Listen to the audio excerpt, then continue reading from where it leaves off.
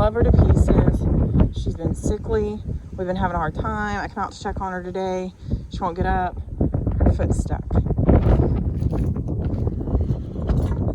So somehow she has managed to get her front foot and shoulder stuck in this fence. We're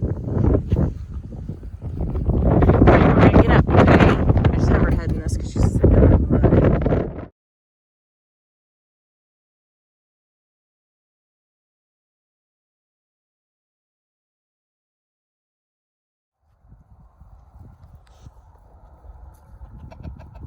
Crying. She's eating her food. She's holding herself up.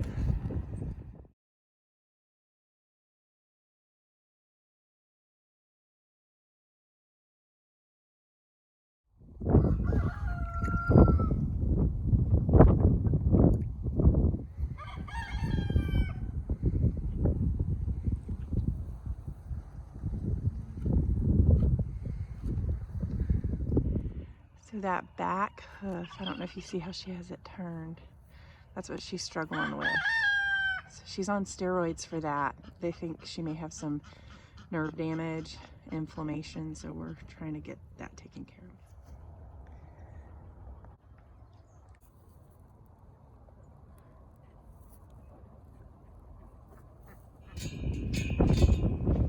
of. I can see this with the wind, but I called and talked with our vet yesterday about this leg over here. He said she's bending her enough behind her. And the vet said we may be struggling with this for a few weeks because she may have injured it. Of course, it got really, really windy.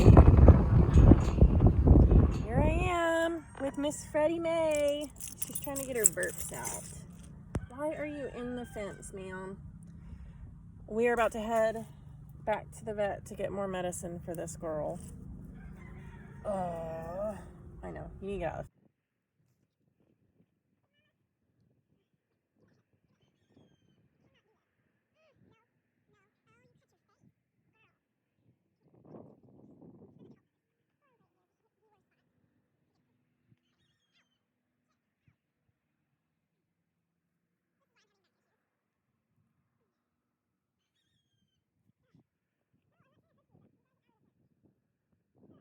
So I can honestly say that this has been exhausting. Intermittently for the past month, we've been dealing with this calves ups and downs. And if you talk to a normal beef farmer, they tell you just leave it alone, let nature take its course, whatever.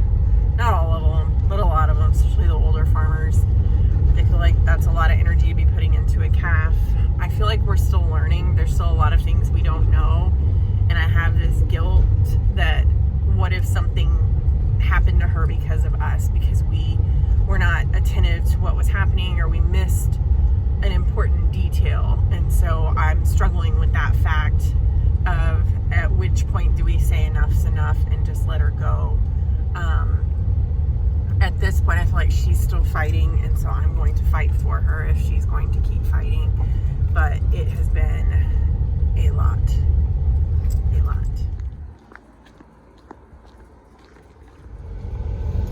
You know, sometimes things don't go as planned. This season of having calves, we had 4. We should have had 5 for whatever reason. Hershey, our some kind of milk cow breed, didn't take, and she did not calve, and so we ended up with 4 calves, and then we lost a calf. We lost one of our bull calves who got stuck in our hay ring and basically strangled himself. And then we lost, we didn't lose, but we ended up having to sell June and her baby, which was a bull, because we couldn't get her loaded and we needed to move.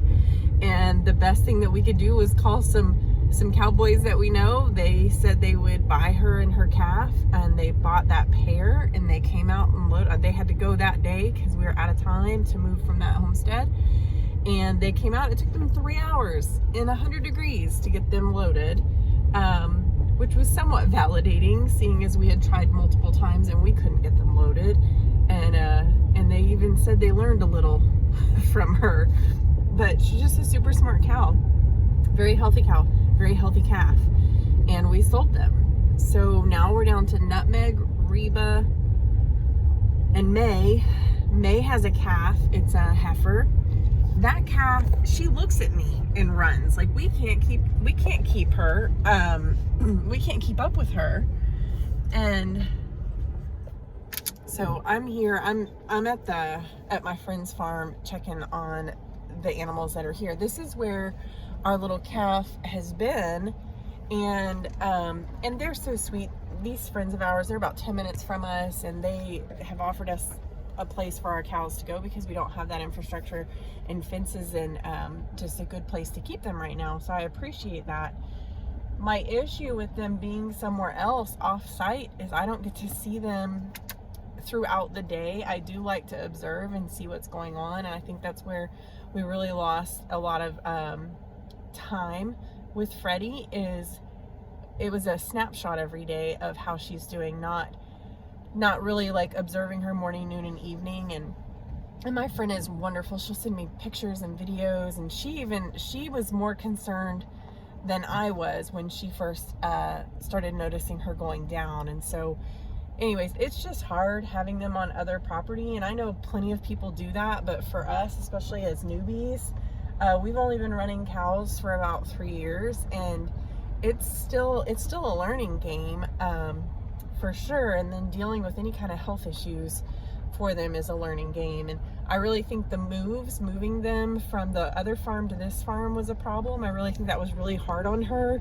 She ended up with abscesses on her face. And I think being in the heat, there was some heat stress. We had a really hot, dry summer. So there just were multiple things that for her, it just hasn't worked out.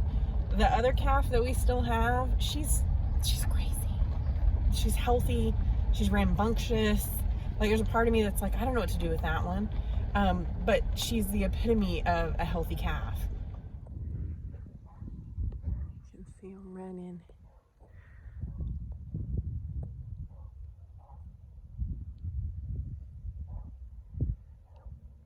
So we've got a pretty gorgeous little area here. And we come once a day to check their waters and make sure everybody's healthy and getting around. Happy babies. Miss May. There's Maya. That's her baby. I look at her and she runs. Hi, baby. Yeah, good treats. Good treats when we come. Hi. Did you say hi? Nutmeg. This is Reba.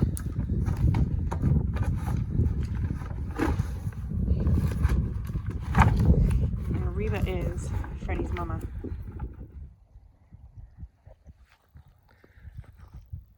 We've got 3 paddocks on this side and this 8 acres on this side for them. All fenced in. It's horse fencing, but other than Maya goes through. Sometimes she'll go through the wires, but the girls don't. Hey, sweet girl. Freaking way down to that chimney. Yeah. Ooh, be careful. Be careful. Yeah. Oh.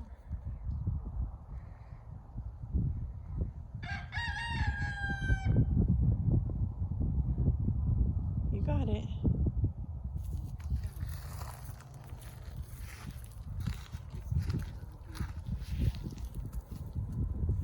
See, she's at least trying to lift it. See? She's doing it. She wasn't doing that before, so that's a good thing. Come on. Come on. You got it. She's getting stronger. Because yesterday she couldn't ride it. Yeah.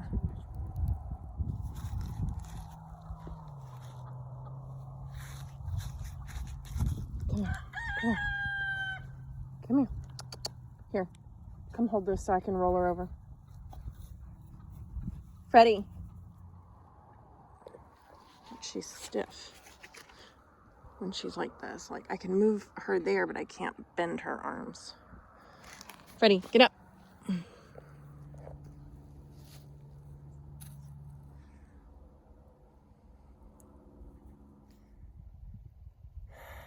So I just got off a really hard phone call with the vet, just talking to her about some of the signs and symptoms that I'm seeing with Freddie. I'll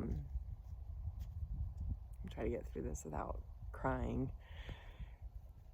Going back over the last 2 months since Freddie first got the first abscess on her face, then the second abscess on her face, and just some of the behaviors that we noticed. So I talked to the vet. I said, since we finished the thiamine on Sunday, she's been doing okay. And then all of a sudden yesterday she wouldn't eat. And then yesterday she seemed to kind of have what looks like seizure behavior. And so I explained what that looks like. And our vet has been incredibly patient with me. We have not been taking her in every single time because she does so poorly in the trailer afterwards. It just seems to really distress her. So when I mentioned some of the behaviors, the eye rolling and the stiff legs and her laying on her side, and she said, oh, that sounds like we have a more intense underlying neurological disorder than what we're thinking. I'm wondering if there's a brain abscess. I think it's her right eye, like the outer portion of her right eye it almost looks like a cataract, like she's going blind in that part of her eye. One of the things with brain abscesses is they can go blind in one eye, and it's the opposite eye of where the abscess is. So she and I talked a little bit. She said we can try 3 more days of the thiamine if you want to do that. 2 injections a day, and then we'll see how she is on Tuesday. So Saturday, Sunday, Monday we'll do the thiamine injections. We'll check in on Tuesday, but realistically, if she's still having these episodes where she kind of, to me, it looks like a seizure, and she even seemed somewhat postictal afterwards. She said she felt like at that point we may need to talk about humane euthanasia. She did offer we could go get imaging from Texas A&M. There is a place not too far from here that we could go get some more extensive imaging of her brain, but I feel like if we are dealing with symptoms that show a neurological issue, even though I'd love to know why, the why doesn't matter as much if the outcome is going to be the same. That's not compatible with life, and it's for sure not compatible with a quality of life that we want for our cattle.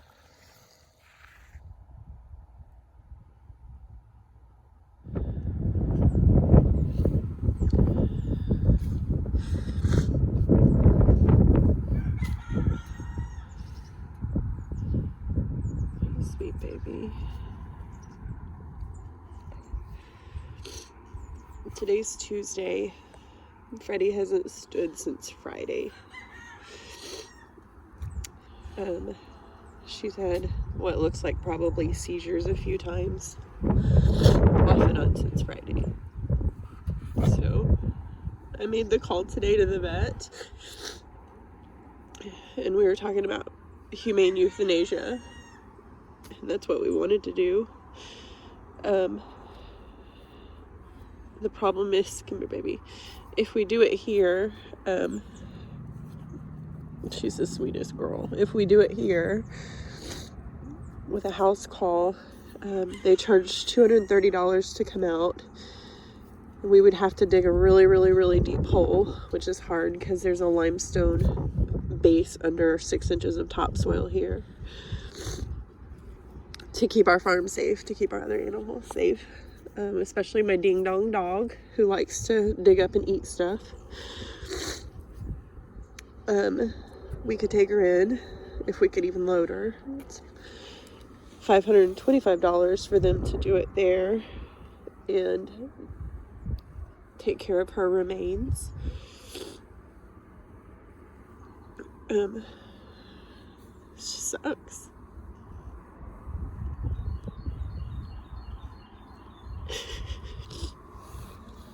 I'm hurt. I've hurt my back trying to lift her over and over and over again.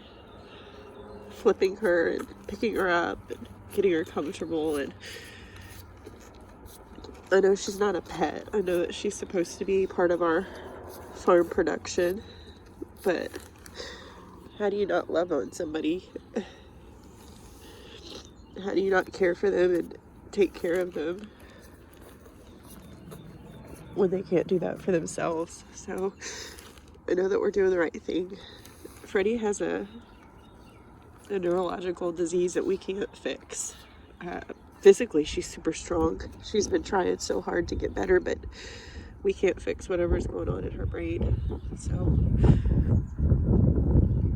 So it's time to say goodbye.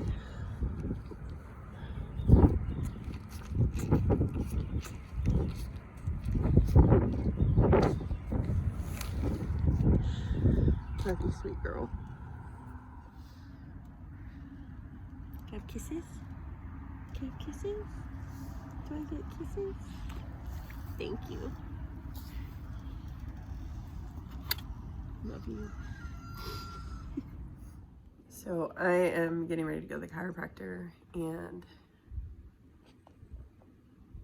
I took a shower because I stink, but also because I'm trying to relax my body a little bit before I go. And I was thinking about, in January, I always spend the first few days of January just really praying and asking God to give me a word, give me just an idea for this next year of where we're headed, of what it is that you want to do in this next year. Just prepare my heart for what is to come. And in January, the words that he gave me was life-giving. And I sat there in the shower mad. Like, how is this? How is this life-giving? And he reminded me, things don't always look the way that we think they do. And yes, my calf is not going to make it. She is not going to keep living and being productive here on our farm. She's not going to be out there making us laugh every day and being her silly self. But